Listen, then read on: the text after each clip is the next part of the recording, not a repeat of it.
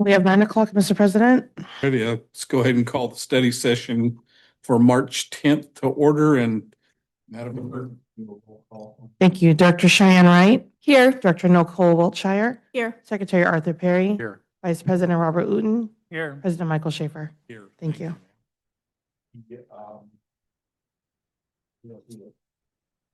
Public comments, anyone from the public wishing to speak on items within our jurisdiction but not on the agenda? I don't think we have any public comments, so we'll go right to our code enforcement report. David, you're on.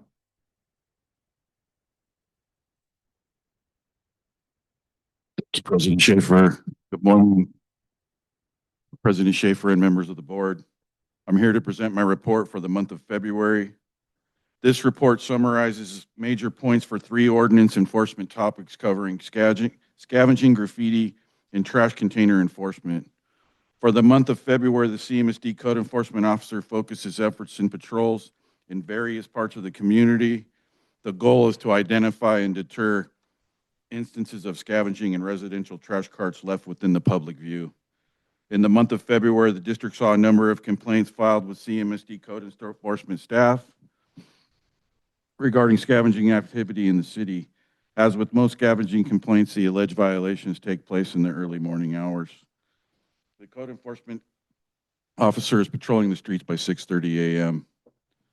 In the month of February, I encountered 7 scavengers listed by the maps in various parts of the community.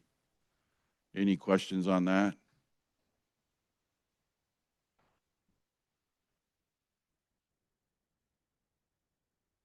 Questions? Nope. We'll go to the trash container enforcement. In the month of February, there are a few customer complaints reported at the district headquarters regarding trash carts in public view. The following a list of locations where trash cart violations were found and addressed by the courtesy notice and process. 128 violation notices, again, by the streets with the amount of violations on that street. Any questions on that? Kind of the average. Just, I meant to get the address of the new person that moved in on Baker. I think it's 1525 Baker. And they park their carts in the parkway.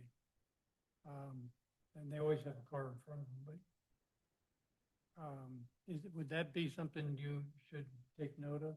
Absolutely. I think it's 1525. It's 15 something. Is that in between Fairview and Harbor, or in between Harbor and, say, Mesa Verde? Harbor and Mesa Verde. What was it, 1525? Should be just on the other side of Royal Palm. Yeah. Gotcha. Thank you, sir. Side seems to have a Santa Ana orange. Was there anything peculiar about that area, or was it just normal violations? I mean, there's some that are, I spoke to a gentleman who came out to inquire why I was hanging tags. It's a veteran. I guess he's about 70-something years old and has some disability issues. So I've been making contact, or tried making contact with them last week to set him up with some rollout service. No graffiti in the month of February. And then a map on the very back of those locations with stars. That'll conclude. Any other questions? When Yes, sir. on Wilson, you had 6. My daughter went to Estancia, and she came home one time and said, "Dad, do you know the speed limit on Wilson is 25 miles an hour?" only from Wilson to Placentia. Placentia? Yeah, so just drive carefully on that. Yeah, it's challenging sometimes when there's carts on that side. You usually have to park in the middle of the street and then, cut across. But that'll conclude from my report for the month of February. Thank you very much. Thank you. Thanks, David. Don't wake me up at 6:30. Okay, item 2.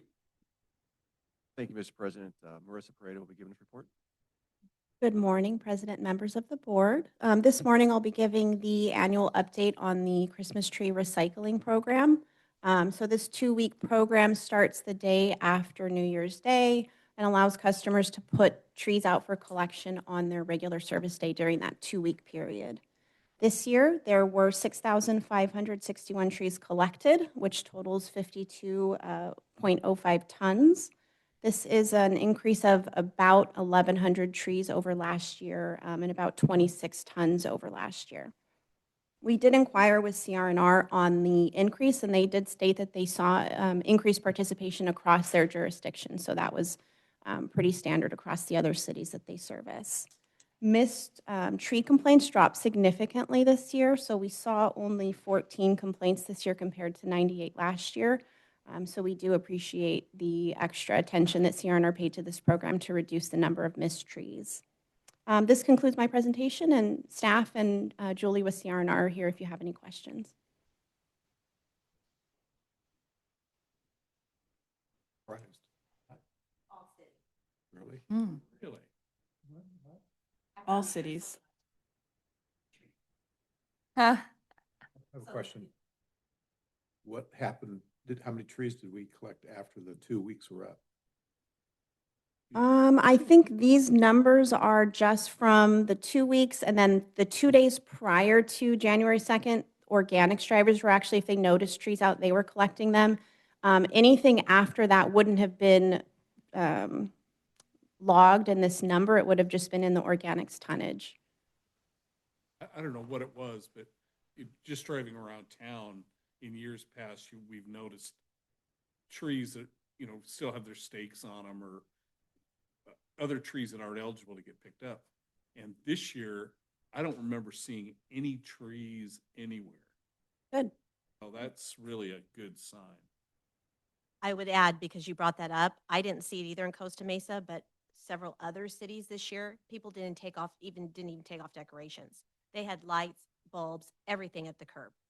So we still picked them up, but this year was a really bad year. I didn't see it in Costa Mesa either when I was driving by. So again, not a lot of trees out is knock on wood.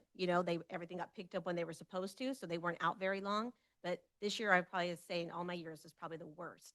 Full-on decorations, didn't even take them off. I saw a tree that came out like a month and a half late. People must have been gone or something. What happens to that tree? They can call, again, they can put it with their organics cart. They can try to cut up and put it in or next to it, or they can call for a bulky and then we still pick it up.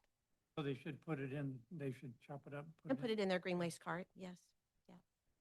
I've been seeing this video every single night with Director Uten, so maybe we should incorporate that. Christmas trees. You're famous.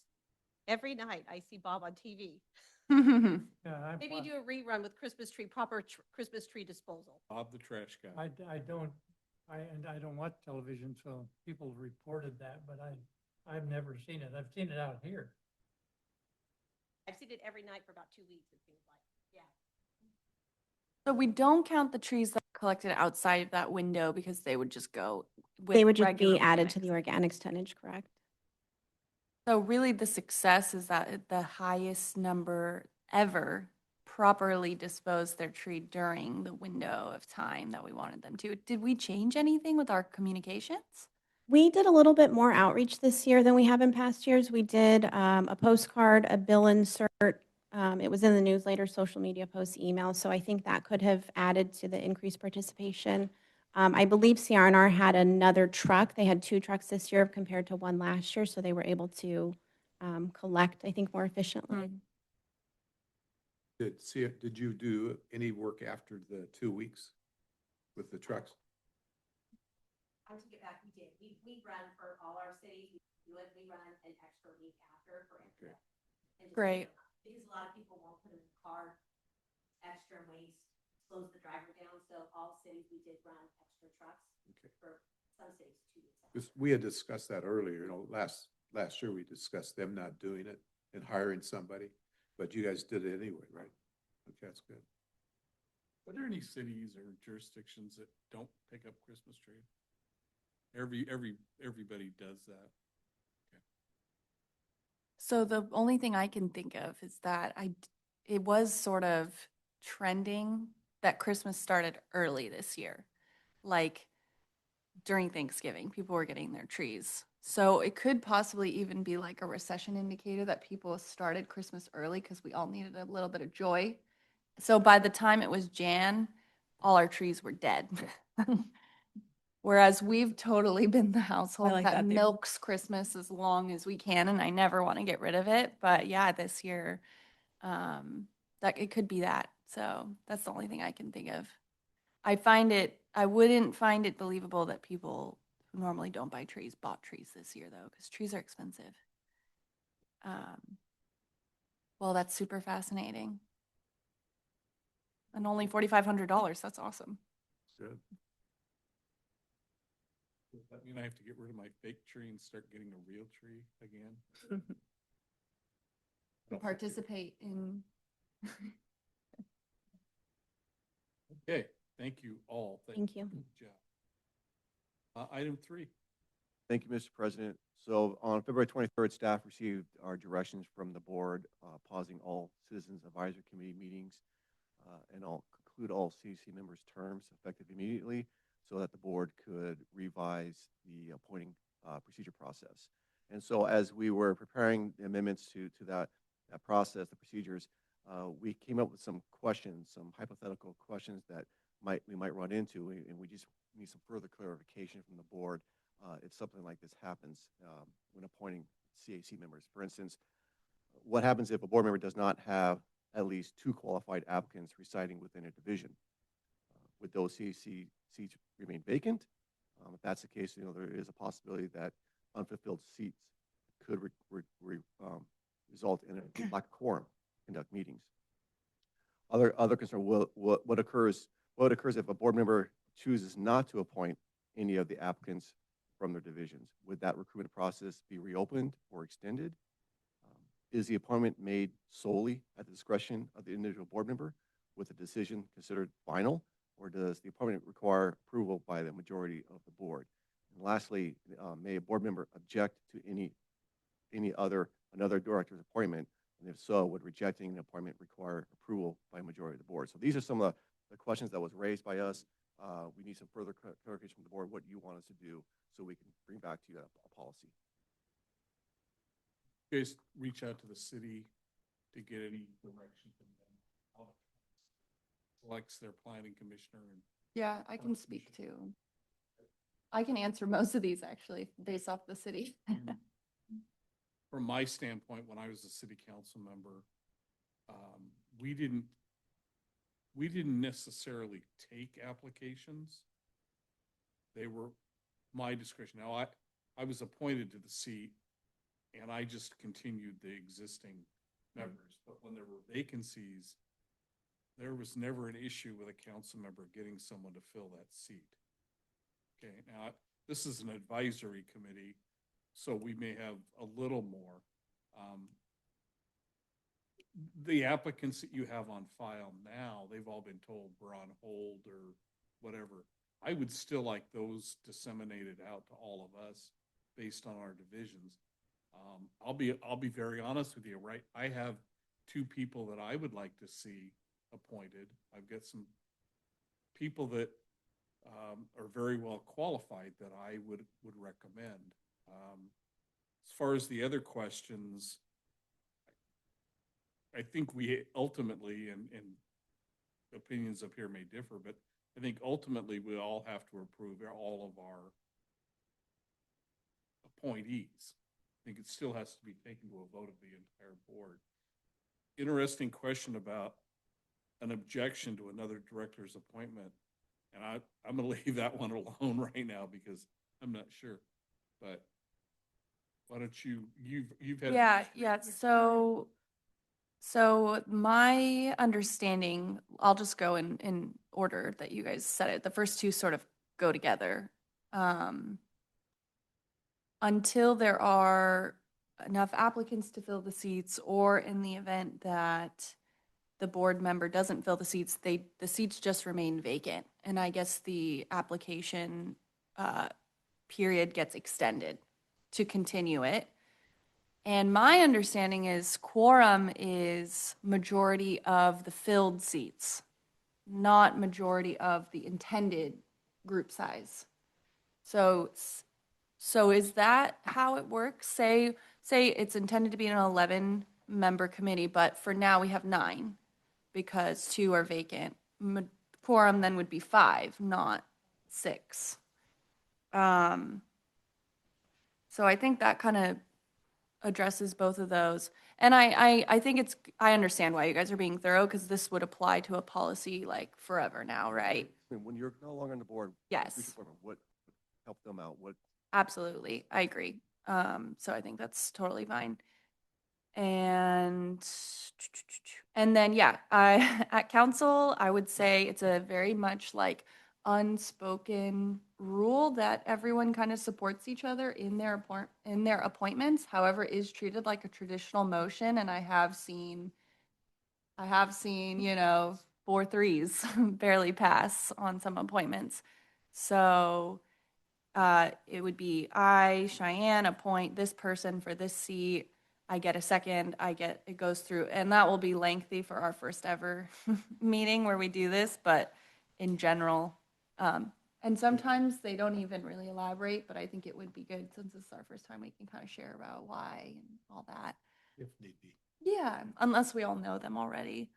But yes, it would eventually require a majority, and then if someone disagrees and wants to do an alternative motion, typically the alternative motion, if it gets a second, gets voted on first. Right? Is that correct? No, I don't think so. Oh, okay. I mean, it has to have the board to say yes to the Yes. alternative motion. So yeah, if you guys are comfortable with that, I think that Yeah. answers it. Yeah, I think those are good. Thinking, in terms of one of us objecting to another one of our appointments, the fact that we're all going to approve everybody, I can still say, I'm voting no on your appointment, right? Yeah, sure. So that's pretty much takes care of that objection part of it. Yeah. And that may lead to more discussion. Why are you objecting? I mean, I don't think we're going to have those discussions, but I think that's the way we handle it. And I think that applies well for all future boards too. For those folks that have applied and for the current CAC members, have we told them they're going to be considered or they're going to be given to the? We are offering up the opportunity for them to confirm that they do want their applications to move forward to the future appointment process. You mean a new application or Yes. the new application? The ones that were received that were supposed to have been considered prior to the changes, Yes. we're asking those applicants if they would like their applications to continue to move forward in the process. The fact that we're now going to recommend, is it possible for you to send out a list of all of those current applicants broken down by division so that I might want to reach, or we may want to reach out to one of them and say, hey, can we have that done? Mhm. Okay.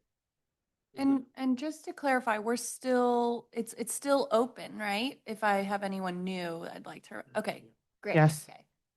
And if we come to a hard due date, please let us know so that I can make sure to let anyone know.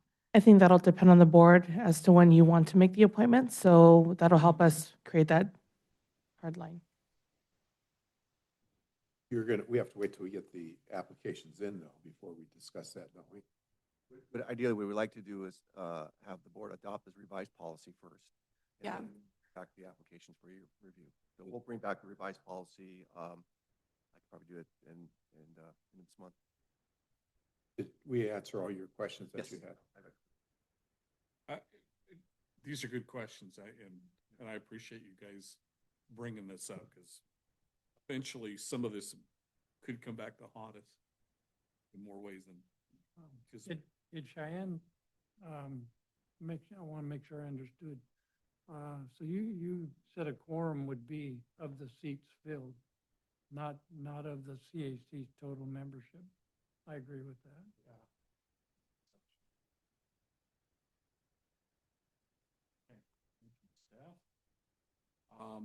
Item 4. Thank you, Mr. President. So back in December, the board received the findings from the 2025 internal audit of our sewer system management plan that was conducted by EEC Environmental. The good news is our SSMP, our sewer system management plan, is in full compliance. However, EEC did make some enhancement recommendations. Those enhancements aren't required by the new state regulations for SSMP. It's just enhancements, some suggestions to make our sewer system management plan stronger. And staff didn't have any objections to these enhancements. And so what we put together for your review is a schedule on completing those enhancements. And the goal is to complete these enhancements by the time the next audit is performed, which will be in 2027, 2028. So in 2-3 years, we would do another audit. And hopefully all these enhancements will be completed by then. But as you can see in the attachments, we've already started on most of the enhancements. One of them we've already completed, and this will be a working document until the next audit is performed.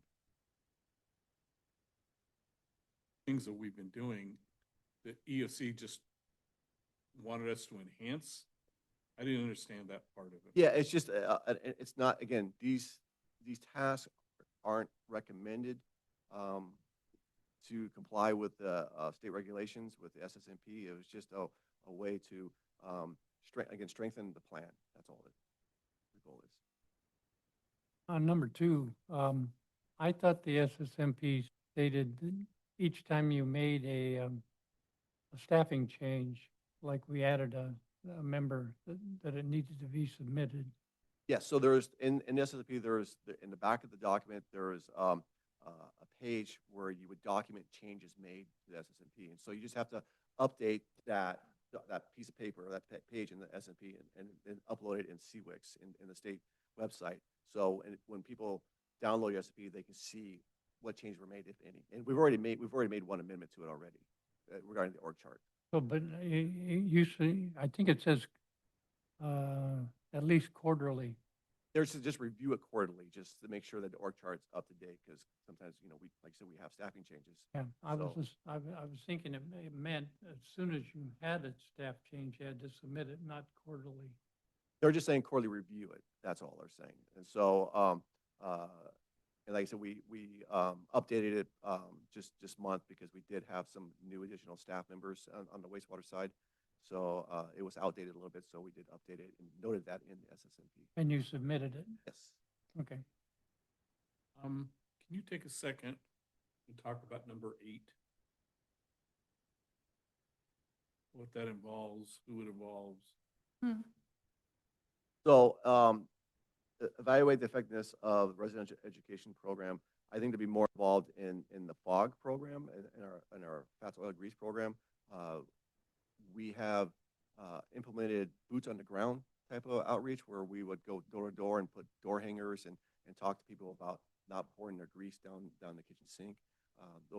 So the idea was, if we know a particular neighborhood that we're seeing a lot of grease accumulation in the sewers through CCTVing, we would then go and do some outreach like boots on the ground, and then maybe a couple months later we'd come back and we would CCTV the line again to see if there's any improvement, see if there's any reduced fog in there, and see if that's the case. Then we're saying, hey, this boots on the ground is effective. If not, then we look at other means to educate the public. Kind of what I was hoping you would say, because you guys did that in my neighborhood. Yes, yeah, you're in Iowa Street on the state streets. We had some accumulation of grease. Yes. And the other one is number 7. We get some help from Orange County Sanitation on that too, don't we? Yes, and I think also City of Santa Ana has a training facility where we can do spill simulations. So determine the quantity of wastewater that's being spilled. That's a challenge. You know, how many gallons per minute is coming out of the manhole. So these simulations help us identify that. They don't have that now, do they? They just stopped have- it. They stopped it for a while, but I heard they were going to allow more training. They're going to do it again? Yeah. Yes. But we have a report of what they learned from that. Yes. And so Yes, we, but they're going to be doing live simulations again. that was, I observed that there. And so, the wastewater shot out of manholes, the pickle. and around the thing. And that was very informative for staff to help make estimates of the SOS. Scott, could you, on number 7, 8 that we've been discussing, can you add comments to those 2 areas? Because those are blank on your. We haven't started yet. That's why the color is a blue, because we haven't started anything yet. That's why I don't have. Okay, okay. I was wondering, can you help me understand which items are sort of the going above and beyond that they recommended versus which ones are required? Well, again, I think they're all going over and beyond. Again, none of these are required. They're all going over and beyond. Oh, okay. All 10.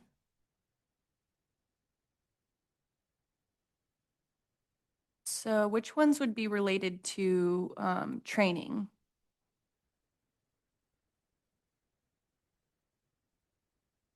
So in the staff report, it mentioned any of these, implementations are budgeted because we have 40K for updating sewer design standards, 25 or 29.5 thousand for training, and then 40K for the FOG database import. So I'm wondering which items would be related to training. Well, training would be like number 7, conducts spill simulation training. That would be it. Definitely under training.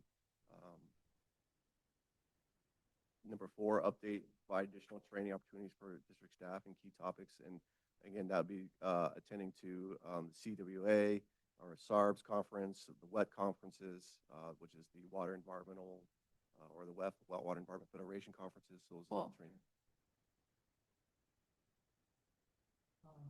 Question on 10. Did EEC do that update for us, model of the sewer capacity? No, we're not going to use EEC on that. We are working with, Mark, correct me if I'm wrong, we're working with Central City and Essery to do sewer capacity evaluation. Also, we're looking at doing some sewer capacity over at the Mendoza tributary area because of all the inflow that's going in that area. So we're looking at doing some flow monitoring devices over there. The model is, there is a model. Yes. So it says update, so I didn't hear you, do we have to update the model? Or we're working with somebody to update the model? Yeah, the model you refer to is, I guess I'll say, spreadsheets for each of what we call cleaning areas. And they give us a indication of, are the sewers at capacity, a little bit low capacity, or slightly above capacity, and that's what we've used in the master plan. We do need to perform I'll say a computer simulation modeling of our wastewater system, and that's really what needs to be done. So I'm thinking we don't do anything now, and then next budgeting cycle we will, and rate study, we would need to include a model so that we can then dynamically take a look at what our flows are throughout the agency. And the reason we need that is because the city of Costa Mesa, for example, is now asking us what areas are having issues, and then what are the impacts of this development along Harbor or that development along Harbor. And we can't do it. We just don't have the granularity to look at the impacts for the specific city development project. So we need to move forward with a more comprehensive and robust modeling system. But that'll have to wait because it's not going to be, $10,000. It'll be something a lot more. I have a question. Do we have any sewers already at capacity? Yes, we do, right at capacity and their marginal capacity down, for example, 19th Street, Pomona, 17th, 16th, 15th. There are several developments being proposed along those reaches. For example, the senior center property, I think it's on 19th, was looking to build a multi-story, I don't know if it's an apartment complex for senior housing. And we had to have that particular developer do some testing so we could figure out flows. They haven't done it yet, so I'm not going to prove will serve, but those sewers are all at capacity. So, for example, if the flow measuring says that our water depth in the pipe is a half a pipe, that is our limit at half level in the pipe. So for an 8-inch pipe, it would be 4 inches deep, as an example.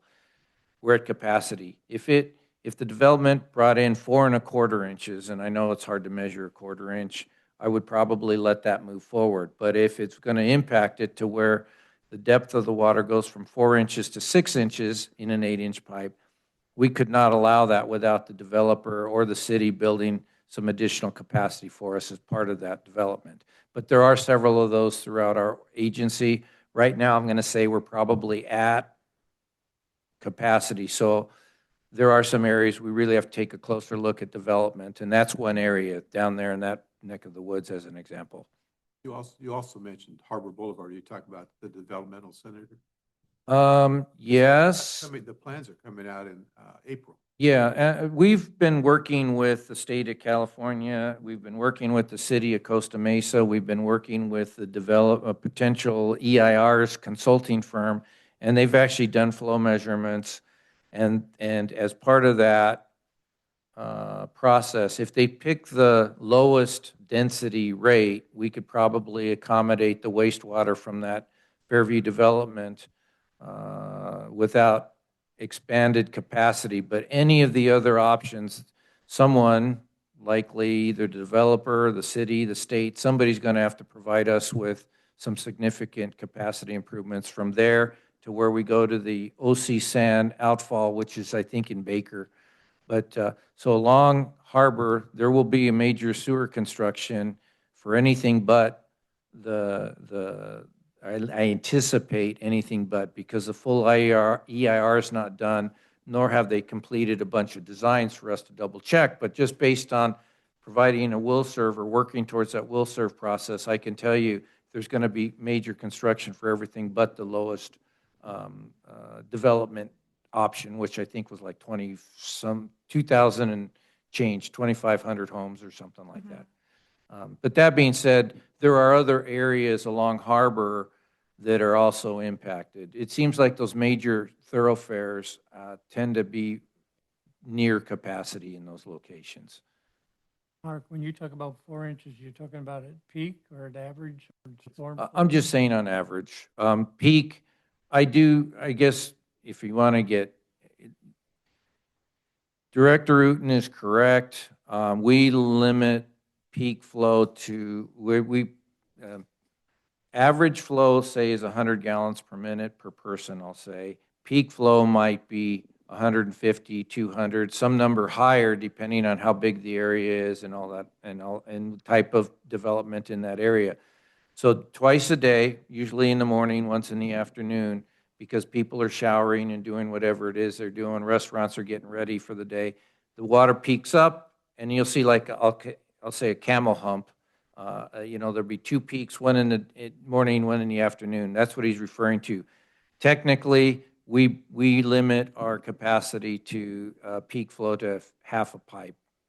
So that's where I guess I'm saying we're at capacity peak flow. So we've got a little bit of wiggle room until we can do some expansion projects.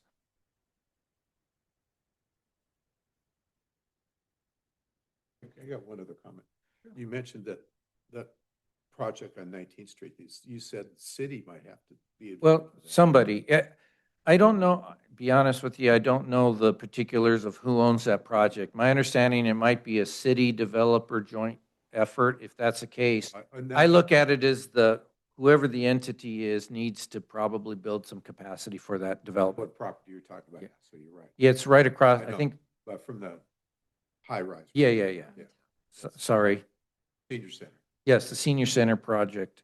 That one, I think, may be a joint effort. Legally, I don't know what the relationship is, but yes. That's a city project, but like you said, I don't think the city's going to use their money to fix it. I don't think. I mean, imagine if this is either, Yeah, either developer, if they're apartments, I would, and the developer stands to make profit, I would think that would come out of, I would think they would come out of theirs. Or if it's home sales, the price of any expansions would get moved along to the home, home prices if they're condos or whatever. I just don't know exactly how the development's worked out. I haven't heard much in over a year now. I think it's low-cost housing in this organization, is senior housing, yeah. So I'm not sure if the city's still gonna own it or not, I don't know.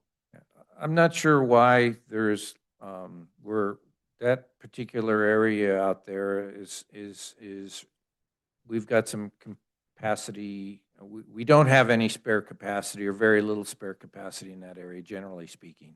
Sounds like the west side is really limited. The southwest side, I don't know what you would call that, but yeah. Call it the west side. West side, baby. That's where we grew up. So is Mesa Verde west side? No, no, no. That's I'm not west kidding. side, trust me. That was, Sorry, bad joke. in Art and I's days, that was the other side of the tracks. Yeah, we were the poor guys. Yeah, West Side stops at like, what It's street? Uh, in your- well, no, the Wilson? Victoria, well, Victoria maybe, Victoria. Yeah. Yeah, I feel like Estancia. It's It's too right close there. to Estancia than, Yeah. and go Guess to where we Verde. both live now? Mesa Mesa Verde. All right, good report. Thank Yeah, you. that's guys. good. Thanks for everything. All right, let's move to item 5.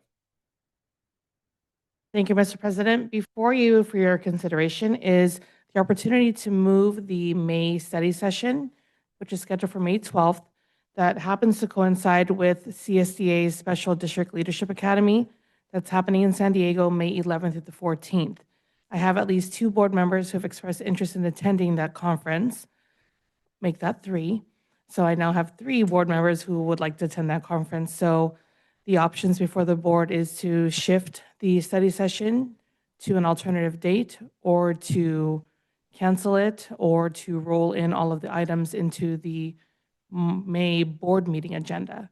Hmm. If you did move the study session to a week prior, it is 1 week right after the April board meeting, so it might be a little bit tight to get the board what you may need. But the discussion's with the board, so staff would receive your direction. Nolani and I had talked about this, and I always hate to lose a study session because you guys disseminate such good stuff to us, and I think it's important.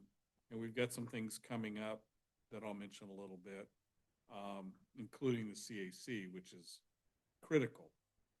I'm not in favor of just moving everything into the board meeting. I looked at the calendar, May 18th to the 22nd.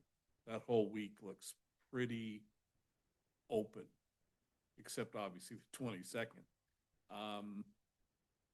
Yeah. The 19th makes sense to me because it's a Tuesday. Or the 19th or 20th. I don't like doing a study session on Monday. I think that's a little hectic. But the 19th or the 20th, or even the 21st. Well, that's on Those are, 19th, only a week before the board meeting. Well, again, the materials that we see at the study session as opposed to the Yeah. board meeting Yeah. are right, tend to yeah. be different. Those all work for me, and yeah, I'd also be in favor of rescheduling rather than canceling. Is it okay that our board meeting is on Memorial Day? It's not actually, we've moved it over to the 26th, which is a Tuesday. Well, I'm glad I asked. So we moved it to Tuesday. Okay, I'm gonna change. The 26th, okay. Yeah, you can see it on the calendar there. Perfect. I'm pretty wide open. I'm fine with whatever those days, 19, 20, 21, it's fine. And we're thinking morning still? Still be 9 o'clock. meeting. Okay, so I'd prefer then, if we could do Thursday, that would be best for me, the 30, or the 21st. If that works for you guys, 9 a.m.? I don't have a problem with that date. I think Staff, that- is that right? Thursday's better than early days because of, I'm in the CIF playoffs that week. So I think I will be, gotta win the championship first, but. but Cool. Monday's- If that works for you guys. Staff? That's fine.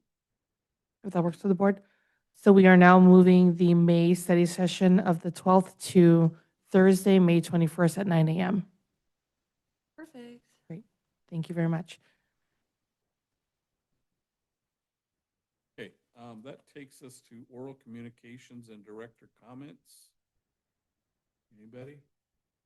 I have a question. Did anybody from the CAC respond negatively when you sent the letter out? We had 2 members of the CAC respond, understanding the board's They- position. Yep. Yeah. And that was it. Sure. I had a couple quick comments. At ISDOC meeting last week, our commissioner for LAFCO, for the special districts, Jim Pfister, mentioned that Costa Mesa Sanitary District's NSR is coming up. Have you been given dates on that yet? I believe they're behind schedule, but is the time that we're supposed, not only us, but Mesa Water, a lot of other jurisdictions or MSRs are due. We haven't been approached by LAFCO or anything like that. It was a surprise when he said that to me, Yeah. because I hadn't. We know it's coming, but we just haven't. Oh, yeah, but it's been 3 years, It's every 5 years they have to do it. Supposed to do every 5 years. every 5, right? At one time, it was supposed to be a joint MSR with Mesa Water. Is that right? No, it's not joint with them, no. Second thing is, this is confusing, Nolani, but on the 700 form, do we all have to do the state filing? Or is it just like me, because I have a jurisdiction? I'm with an agency that has a state jurisdiction. I think I'd be more comfortable with the FPPC answering that one. They may be able to better give you direction on that. Yeah. I completely understand that. From what I hear from SDRMA, I got an email from the FPPC saying you're filed. So I've done my state one, but that's got no relation The other. to the other for the county. Yes. And my last comment, and I don't want to be overly active, or I want to be proactive, I guess, more than anything. With the current situation in the Middle East, with the United States and the government of Iran and all that, I'm hearing people talk about threats to infrastructure. I mean, you'd think, oh, that's nonsense. But do you guys think we're prepared for an unusual attack or an unusual disruption of our services? There's really not a whole lot we can do. But I feel pretty comfortable with our emergency measures for SSOs and things like that you guys could accommodate a threat to us. And again, at my age, I remember the Cuban Missile Crisis back in the early 60s and the reaction that everybody had. And I remember my mother storing bottles of water for, I just want to make sure that we have control over what's going on. And I think I'm comfortable with what you guys do. So I think a bigger threat is a seismic event. absolutely agree. Although sewers, when they separate, the water tends to find a way through versus a water main. When it bursts, the water goes out. And even in a seismic event, probably the pump stations are more at risk than the sewers. And then once it's displaced in the ground, it still finds its way through.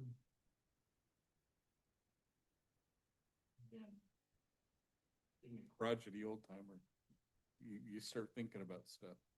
So Are you done? I've been done for a long time. That was my next comment. Don't. We had high INI, I think it was in the Mendoza pump station. Are we gonna wait till next year to try to figure that out? Mark, No, I'm sorry. We are developing a plan. I mentioned this earlier. We're looking at putting flow meters around the Mendoza tributary area to try to determine where the water is coming from and then we can take some appropriate action. When we had the staff member come and talk about the new, the alternate to the smart cover, he said, I think he said you just hang it on a rung in a particular sewer. Yes. Do we have, and we have 3 extras. Yeah, I don't know. I don't know what Mark was thinking, probably maybe renting some flow meters or hiring a consultant. I don't know what his plan is, but he showed me a map of strategically locating where those flow meters will be installed.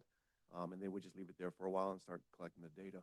Flow meters are a lot more expensive installation and then retrieval. Yes, yeah, right. That's what I'm thinking. Well, there'll be temporary flow meters, and that's why I think we're trying to have a consultant do it. So it's their flow meters, they can monitor it and give us the data.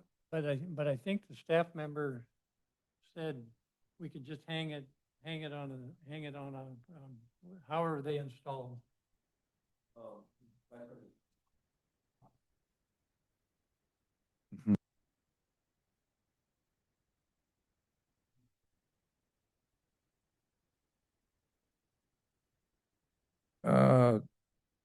Little of both.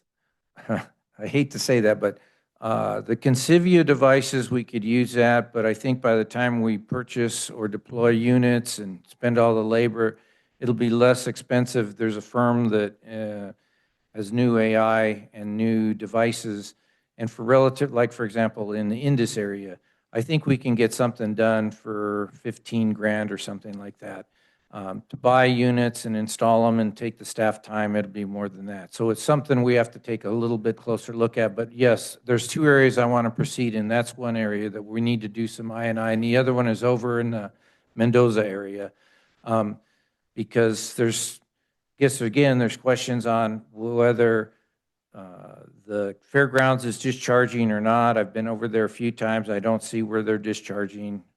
We didn't go this past fall, but I've been there for the last 2 or 3 years, and they're even taking storm drains off of the sewer system. So there are a lot less inflow devices from that. So I think I need to understand where's the generation rate and what areas within that Mendoza sewer shed we need to focus on. So that's the other area. Those are the 2 areas, and I think with let me get some prices, and then I was going to meet with Scott to get that work done. So it's forthcoming. That area, the naval station was originally up through OCC, the college and others. They want to get a map probably of where that military was, because they were the culprit in the fairgrounds. They just connected to any. Yeah. Storm drains to anything. Okay, and I understand that, historically, I know that since I've been here, I've been over there a few times, and the Fairground Administration and their Facilities Department has been looking to, I'll say, remove things from the sewer system. But they did it. Pardon me? They did it once. That doesn't mean they have undone it. Anyway. I guess that, I trust. point well taken. That's also why we want to ensure that they're not adding anything back onto the system. Sorry. No apologies, sir. I showed this to Marissa earlier, and it's a plastic bag, but it's got the little logo, the little with a line through it.